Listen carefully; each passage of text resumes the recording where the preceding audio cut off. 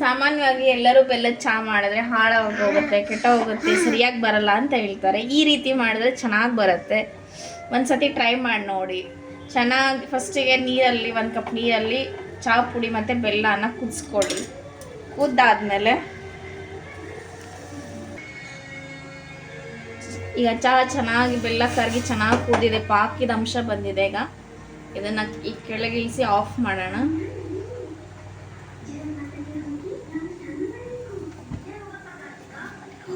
ಕೆಳಗೆ ಇಳಿಸಿ ಒಂದು ಸ್ವಲ್ಪ ತಣ್ಣಗಾಗಿ ಮೇಲಿನ ಹೋಗಿ ಹಾರಿದ ಮೇಲೆ ಬಿಸಿ ಬಿಸಿ ಹಾಲು ಹಾಕ್ಬೇಕು. ಅದಕ್ಕೆ ಹಾಲು ಸುಡುನೇ ಇರಬೇಕು.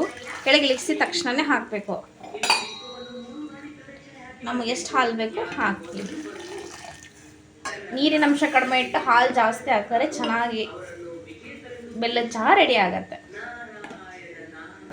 ಸಾಮಾನ್ಯವಾಗಿ ಎಲ್ಲರೂ ಗ್ಯಾಸ್ ಮೇಲೆ ಕುದಿಯೋವಾಗಲೇ ಹಾಲು ಹಾಕ್ಬಿಡ್ತಾರೆ. ಬೆಲ್ಲದ ಚಹಾಕ್ಕೆ ಹಾಗೆ ಮಾಡಬಾರ್ದು. ಹಾಗೆ ಮಾಡಿದ್ರೆ ಕೆಟ್ಟ ಹೋಗುತ್ತೆ. ಈ ರೀತಿ ಕೆಳಗಡೆ ಇಳಿಸಿ ಹಾಲು ಹಾಕಿದ್ರೆ ಚಹಾ ಚೆನ್ನಾಗಿ ಬರುತ್ತೆ, ಹೆಲ್ದಿನೂ ಆಗಿರುತ್ತೆ.